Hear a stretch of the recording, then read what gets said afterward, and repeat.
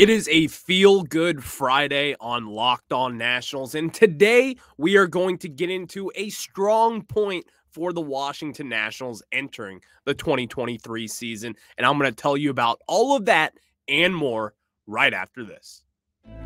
You are Locked On Nationals, your daily Washington Nationals podcast, part of the Locked On Podcast Network, your team every day.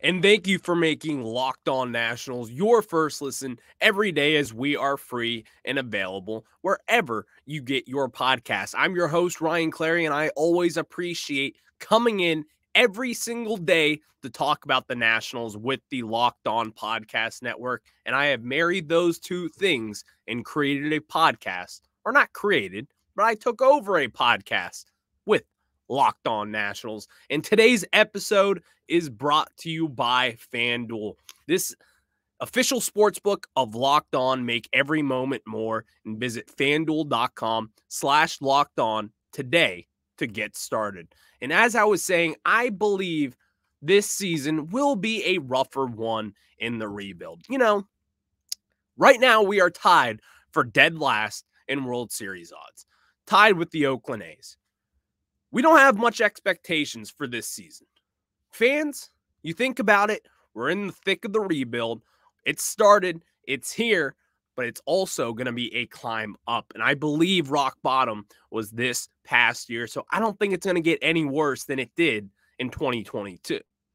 So now it's time to look ahead to 2023 in a strong suit for the Washington Nationals. And I think the cream of this crop with the Washington Nationals is the bullpen going into the season. And I say that because there is a lot to talk about as far as the bullpen goes. And in a rebuild, it is important in my mind to have a solid bullpen.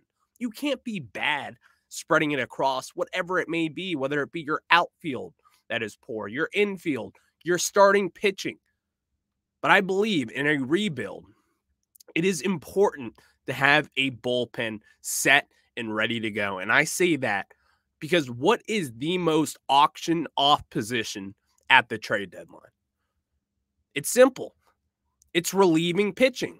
And I say that because all teams need postseason pitching. They need a deep set of rotation, whether it be starting pitching or in particular relief pitching. Because in the postseason, you don't know what will happen. And many times you will see starting pitching in the postseason get drained and get taken out of the game early, and they'll rely on relief pitching going forward. And you see that. Look back at 2019 with the Nationals. We made moves for a couple of guys at the deadline. Ronis Elias, who didn't really pitch much with that team that year, unfortunately, due to injury. Daniel Hudson, the guy who closed out Game 7 in the World Series. And truly, we don't win that series without Daniel Hudson in there. So there are impact guys that you will have to get at the deadline. And when you're in a rebuild, it is important to have those guys like Kyle Finnegan, like Mason Thompson, like Carl Edwards Jr. All those guys that are in the mix to be traded off at the deadline to ultimately help this team in a rebuilding situation. So now it's time to highlight those pieces who some may be considered to be traded at the deadline and some others are not, at least in my mind. But we start off with Kyle Finnegan. Kyle Finnegan, who's kind of been a big success story as far as one of Mike Rizzo's signings. He was signed after the 2019 season out of the minor leagues to a major league deal to make a roster spot on the Nationals entering the 2020 season. And everyone was like, who's Kyle Finnegan? Including myself. We didn't really know. But you saw what he could do. You saw the potential that he had. In this past season, especially down the second half of 2022, he took a step up, became that closer after Tanner Rainey's injury, and ultimately took the job, and he has now since run with it. And ultimately, Kyle Finnegan is an arm that, when you ask me this, is he really going to be here when the Nationals are good again? because we will be good again eventually.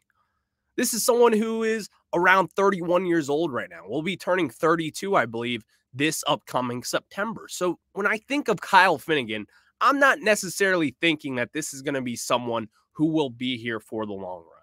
Kyle Finnegan is going to be someone who will be a lockdown reliever through this season. So come the deadline, Kyle Finnegan's going to have a big price tag, as we alluded to this last episode of people discussing about should they consider trading Kyle Finnegan right this second for someone like Joe Adell maybe. Well, I wouldn't, because I would hold off to the deadline when there's teams who need him the most. They're going to give up maybe potentially a little more than they would this very second. Let his value skyrocket a little bit, especially because he's got team control over the next few years. That's valuable to a team, especially when it comes to relief pitching. So Kyle Finnegan kind of highlights this group of guys who could be making a difference this upcoming season. Next on that list, I have Hunter Harvey. Hunter Harvey has kind of been one of my babies throughout this process. I love Hunter Harvey and what he brings to the table.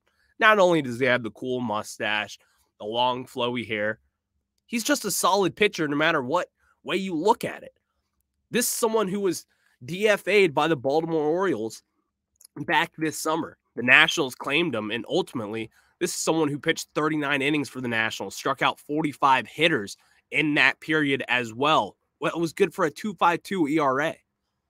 Hunter Harvey, you've seen the fastball, you've seen the electric stuff that he has, because ultimately, Hunter Harvey was a first-round pick. The expectations were high for him with the Baltimore Orioles. 22nd overall pick in the 2013 MLB draft. There's a lot of praise there, but ultimately, he didn't live up to it. Now he's with the Nationals, and he has ultimately found a role here with the Nationals, and I think he is someone that will take a big step up moving forward, as, again, this is someone who's going to be under team control for a couple more years. Is he someone that should be looked upon as a trade piece at the deadline? Not necessarily just yet in my mind. And the reason why I say that, he's still on the younger side. He's 28 years old. Now, if he is absolutely balling out and pitching out of his mind in the first half of the season, maybe he'll get some looks at the deadline. But ultimately, I look at Hunter Harvey as a piece that we could have for our own. Only 28 years old. He seemed to get better as the days went on in the past season. And ultimately, what is his worth this second? Not as much as Kyle Finnegan, because he does not have the track record as Kyle Finnegan does so far. But if he establishes himself as a solid, good reliever in this season, then ultimately his price tag could be whatever it may be. Because he's 28 years old, even younger than Kyle Finnegan. And also guys like this who have those pieces to potentially be a closer in any team, really. So ultimately, I would like to hang on to Hunter Harvey for now and see what he can do, because I think this is a strong position for the Nationals. And truly with Hunter Harvey, I think he feels comfortable here. I think he's made that well known. And plus, I think the upside that he provides us is ultimately bigger than what we could get at the deadline, because he's someone that I would like to keep a hold of going forward. Now, to even discuss even more about the bullpen, there are guys like Victor Arano, but more specifically, I want to get into Mason Thompson. Mason Thompson is someone that we got in return for Daniel Hudson back at the 2021 trade deadline. We all hated to see Daniel Hudson go, but we got this rock star 24-year-old Mason Thompson who sometimes hits 100. He's in that Hunter Harvey category, to where this is going to be a lockdown arm, in my opinion, should not even be considered at the trade deadline at this point. He's 24 years old. He'll be turning 25, and I believe around in a couple weeks, maybe. That's what I remember lastly. But then again, a young arm who really broke out this last year in only 24 innings pitched. He only struck out 15 batters, but ultimately, if you look beside the numbers, you see the potential that he has. He's been up and down in AAA, up in the majors, been rehabbing with some injuries, but ultimately, this is someone who should be a building block moving forward. And I wouldn't even consider trading him at this point because I believe he's got another 5 to 6 years of team control. And guys, he was a 3rd round pick from the San Diego Padres, and they love the relief pitching. They draft it and they develop it really well. And I think the Nationals, this is something that they have done a little well over the years. So ultimately, I want to see Mason Thompson with the Washington Nationals moving forward. I would not consider trading him because, again, he has that upside to where you really want to move on from this guy because ultimately this is someone who could help us moving forward. Even if the price is crazy high for him and someone matches that price, I wouldn't do it at this point because I think the difference that Mason Thompson could make going forward would actually outprice the bid that they would get for him. So ultimately, let's keep Mason Thompson around, and hopefully we can find a steady spot for him because I think Mason Thompson is one of those guys that could be a piece for the future. And now to wrap up on the bullpen list, I'm talking about the trusted vet, Carl Edwards Jr. And I bring up Carl Edwards Jr. as a 31-year-old World Series champion with the Chicago Cubs. You know him. We picked him up this past year, and ultimately, at first, he wasn't great, but then he settled down in the second half of the season, provided a 2.76 ERA and 62 innings pitched, had 56 strikeouts, and this is someone who has kind of revived himself after having a tough few years bouncing around major league teams. Ultimately, he has found a spot with the Nationals, and truly, what has Carl Edwards brought to the table? Well, I can tell you this. Carl Edwards is someone who not only is he a big name, but he has been a big-time pitcher for the Nationals, and ultimately, he has postseason experience as a 31-year-old who has won the World Series with the Chicago Cubs in that ultimate crazy 2016 run, and that provides value in itself. Carl Edwards Jr., in my opinion, probably should have been traded at this past deadline, but if he revives himself again and pitches strong, you will certainly be seeing Carl Edwards Jr. traded to another team at this deadline and make a difference for a contender because that is what the price that he will pay. So when we talk about these bullpen guys, it's not just for the success of this team. Ultimately, that is first. We want to see the successes of the fruit tree of Mike Rizzo. He has brought these guys in, he has developed them, and ultimately, that is the strong point for the Washington Nationals moving forward. There is another strong point for the Washington Nationals moving forward that I don't think people are talking about enough, and that is prospect Cole Henry, who was seen pitching off the mound yesterday after having TOS surgery. And if you don't know who had TOS surgery, that's also Stephen Strasburg. So we're going to get into the future of Cole Henry because I think this is someone who will be a difference maker for the Nationals if he's healthy, and which, right from what we saw yesterday, I think he's looking pretty damn good, and I'm going to discuss that and why you should get a little excited about him. But before we do that, I need to tell you guys about my friends over at FanDuel. The NFL playoffs are here, and we're really excited about our new sports betting partner for Locked On because they're the #1 sports book in America, FanDuel. And if you're new to FanDuel, that's even better. They have so many great features that make betting on sports fun and easy. New customers join today to get started with $150 in free bets guaranteed. When you place your first $5 bet, just sign up at FanDuel.com/lockedon. FanDuel has all your favorite bets from the money line to point spreads to player props. Plus, you can even combine your bets for a chance to add a bigger payout with a same game parlay. You got the NFC Championship this weekend. Guess what? I'm rolling with Brock Purdy and the San Francisco 49ers at +2.5. It's easy. My friends at FanDuel's got you just like they have myself. So it is all on an app that's safe, secure, and easy to use. So football fans, don't miss out. Place your first $5 bet to get $150 in free bets, win or lose, at FanDuel.com/lockedon. Make every moment more with FanDuel, the official sportsbook partner of the NFL.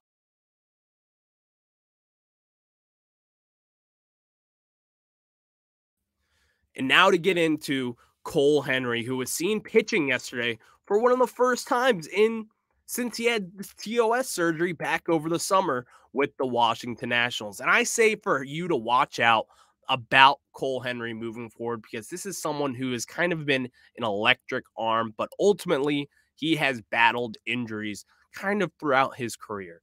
And now he's recovering from TOS surgery, which is a little concerning to say the least. But ultimately, what could we expect from him moving forward if he's healthy? Because from what I saw yesterday, I saw that same active fastball that you will be getting. And for some people who don't know about Cole Henry, he was a second-round pick out of LSU in the 2020 draft, right behind Cade Cavalli. And this is someone who has been a really productive arm in the national system overall. Like when we talk about minor league success, Cole Henry is at the forefront of that.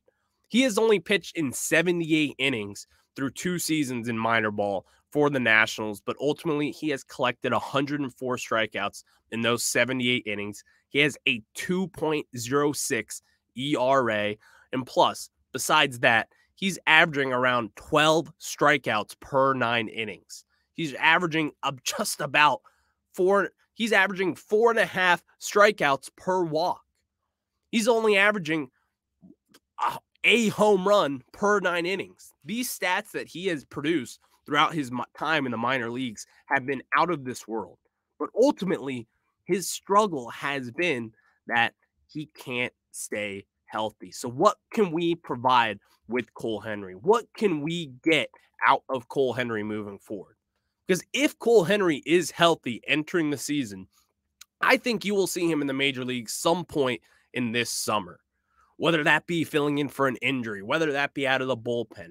I'm not too sure what his role will be moving forward, but if he is healthy, I think this is something to where we could build up his stamina in the minor leagues, have him work up to get around 5 innings pitched per start, because ultimately, in only about 20 starts, he's only accumulated 78 innings.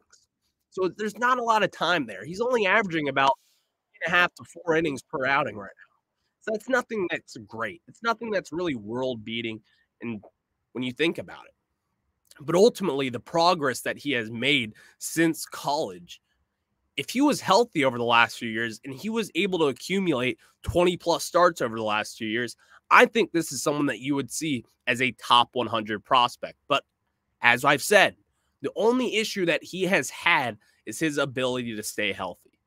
But when he's healthy, there's a case to be made that he's the best pitcher in this system. And in fact, if he was healthy, I'm willing to say that he probably would have been our best pitcher. The numbers don't lie. Strikeout numbers in this league, as we hit on the other day, is something that's going to be even more important going forward with getting rid of the defensive shift. That's not going to be happening anymore. Outs are going to be harder to come by. So you know what pitching will have to do to ultimately kind of step up is get outs on their own. And that's what Cole Henry does. He is a strikeout pitcher. He has been that way since LSU. If you even look at his stats down at LSU, he was striking guys out. Back in 2019, he had 72 strikeouts in 58 innings. In 2020 at LSU, he had 23 strikeouts in 19 innings. Ultimately, not a lot of work there in whole. But if he were to get healthy, this is someone that you will be able to rely on going forward.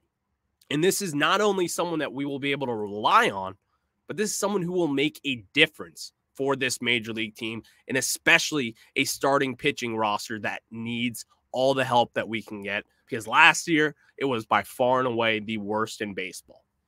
So if you get a healthy Cole Henry going into 2023, and ultimately, I know we have to play this game knowing that Stephen Strasburg has not been able to recover from TOS surgery. I don't want to give Cole Henry the same hope. I don't want to say he will never pitch again. I've seen his interview. I've seen some of the different things that he does. He's a nice guy. I'm in his corner. I'm not going to write him off just yet. I got to see it before I can write him off. And yesterday, what I saw a healthy Cole Henry from his Instagram. You can find it at Nats Farm over on Twitter, and they posted that and kind of ultimately got my attention with it. But again, this is someone, when healthy, will be able to make a difference, whether it be out of the bullpen, whether it be a spot start, or even just a starter, because he's got that kind of leverage to where he could come out of the bullpen. He could be a starter. He could be an opener. It doesn't really matter what he can be.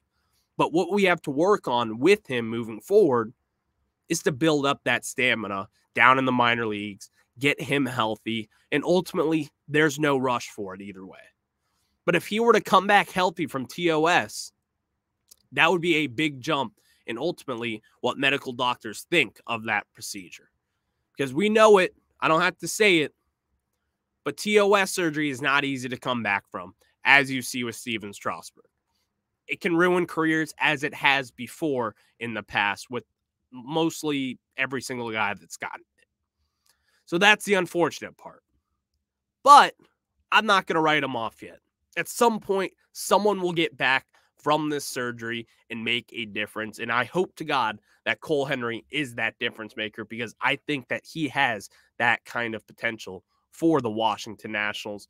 But guys, speaking of the Washington Nationals, it's time to talk about the 2023 season expectations as a whole, as I just want to wrap up and move on to this next topic, because as I alluded to in the beginning, we are tied dead last for World Series odds, as you probably expected. But ultimately, I want to get you set, as we are only a couple weeks away from pitchers and catchers reporting, and I need to tell you about what I think about this team moving forward. So thanks for making Locked On Nationals your first listen every day. Now go check out Locked On MLB Prospects, and that host is Lindsey Crosby, who, my guy, is a prospect encyclopedia who goes deep on the MLB Stars of Tomorrow. And that podcast is free and available wherever you get your podcast.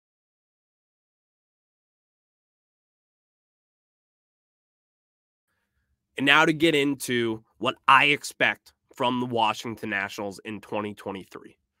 As I said, we got about 500 to 1 odds to win the World Series. We're not winning the World Series this year. And we're not going to win the NL East this year. Surprise. I don't know if anyone didn't know that, but it is what it is. And this is part of the rebuild process. But what is there to watch for this year? What are your expectations going for into the 2023 season? My expectations could be completely different from what you guys are. But here are mine, as I want you guys to watch out for this, because ultimately in a rebuild, this is what's going to matter most with the Nats. I'm going to be watching for C.J. Abrams, Josiah Gray, and as well as Keibert Ruiz to take that next step and become an everyday big leaguer. You see it from time to time with Josiah Gray. You see what he can do, the slider, the fastball. It's an electric pitch out there. Pitches, plural. And that's something that you will see moving forward, as we all expect to see from him. Keibert Ruiz behind the dish. Could he be named the Great Wall of DC? I don't know.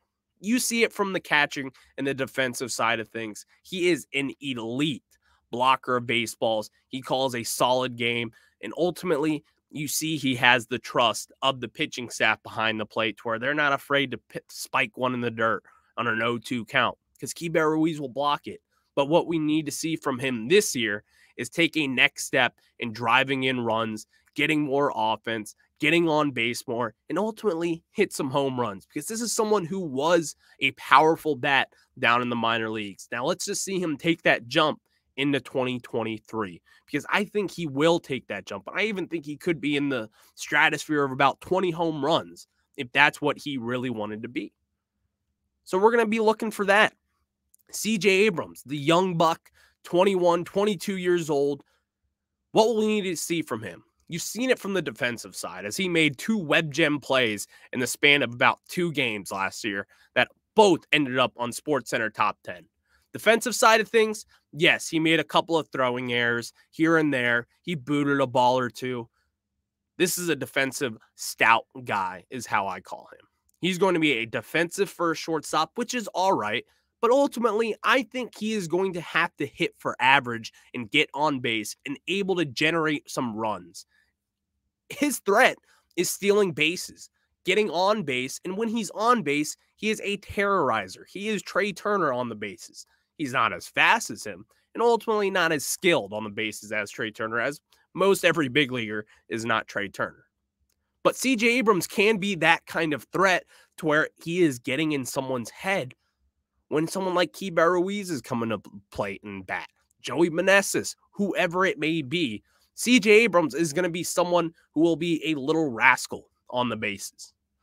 Ultimately, we're going to have to see what he can do and take a step up, get on base more, and ultimately, when he does get on base more, he should be able to generate runs.